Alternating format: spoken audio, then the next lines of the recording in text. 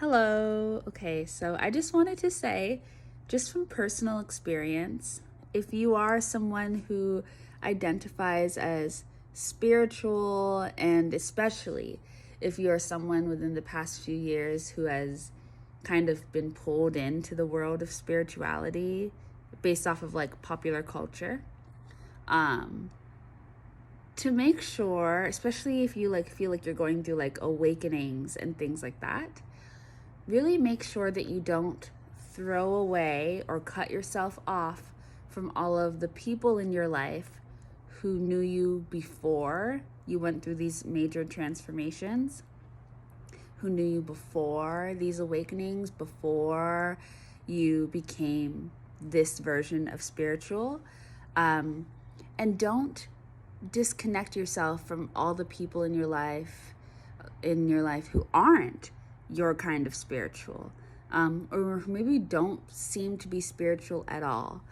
And the reason I say this is because spirituality, in the way that it's talked about in popular culture, and so then the way that we tend to experience it in our own lives, especially if you like identify as spiritual, it can easily be very cult-ish, and it can easily create a psychosis, especially if everyone is telling you the same thing about manifestations, about having to cut everyone off and having to go through a dark night of the soul. You can easily trap yourself in a bubble that is affirming of your own beliefs, but isn't very self-aware about how you exist in the world in relation to other people, and can create quite the ego as you're trying to kill your ego. It's a lot. And I am, as someone who over the past few years has gone through quite the transformation, because I went through an awakening, I would say that I am saying this from a very non-judgmental place, because I went through the whole spectrum of reacting to having an awakening. I didn't trigger it at all. It just kind of happened, and I did all the things. Like, I thought I had to cut people off. I did cut people off. I started to change my beliefs, my practices. I bought a bunch of crystals. I started watching tarot readings, started reading tarot, which I love. I became extremely obsessed, incredibly unhealthy, all of the different things, and spirituality, just like any belief thing and any type of thing that can become an identity, can become addictive.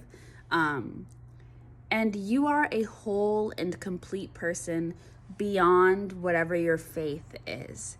And as someone who grew up with religion, with Christianity and Catholicism, I've really always been mixed in with some type of faith system, so I understand the weight that it holds on your spirit, and how you see yourself, and the purpose that it can provide you, and the sense of belonging it can provide you, not just in the physical world, but spiritually.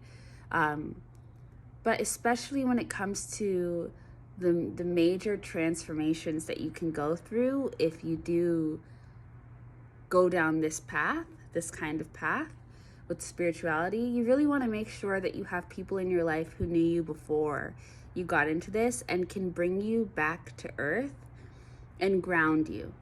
Because sometimes we make changes that we might not, at the end of the day, end up wanting to keep. Sometimes we shift and transform into people that we end up actually wanting to transform out of. Sometimes we leave behind a part of ourselves that we actually want to go back to. And it's important that we have the people who knew us, before, to affirm to us that we haven't always just been this recent self, but that we are a whole person with many experiences, many lives within just this one life. And that it's not all about, whatever you're doing right now. It's just good to have people who can give you perspective And I think that one of the dangers that I see and that I've spoken about a lot, I feel like with my sisters and on my channel and everything, is just the whole idea of cutting people off that's really like ingrained into like this era of spirituality, and this idea that everybody is kind of like out to get you, and that the chosen ones are like, you know, they are distinct from everybody, and you know, they have to protect their energy. It's a lot. It's intense. It's kind of cultish, and it's a dangerous game. And I just, you know, I personally believe that there is, you know, everything is spiritual. Everything is spirituality. The table is spiritual. You are spiritual. This phone is spiritual. Everything is an expression of spirituality from my perspective, because spirituality is just the same thing as saying life.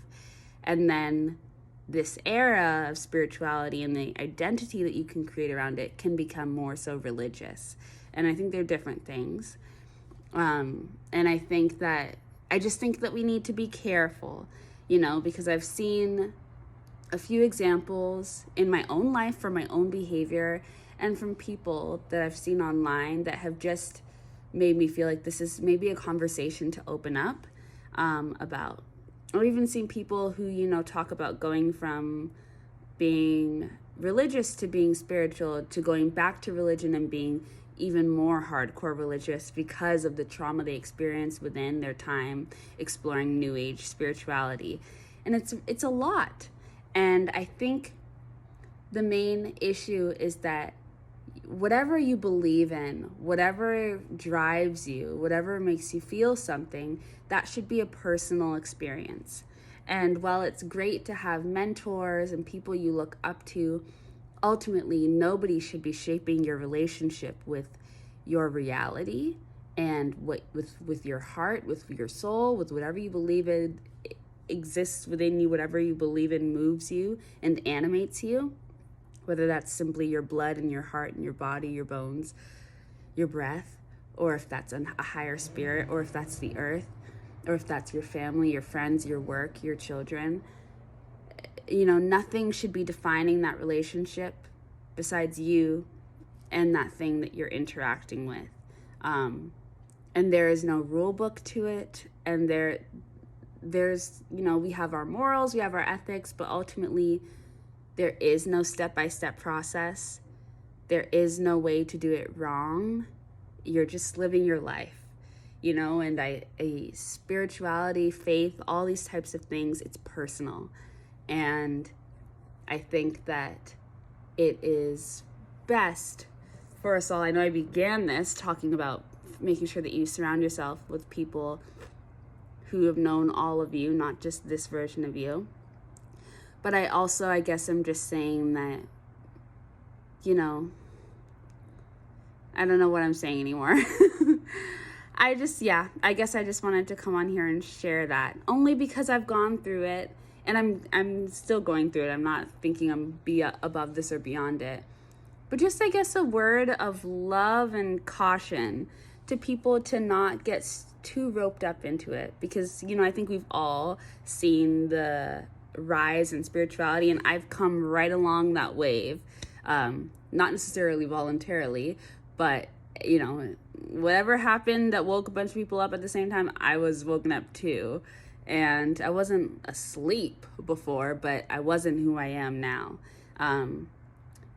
And going through that, and then that happening alongside a cultural new wave of this energy, I easily got roped into the whole thing.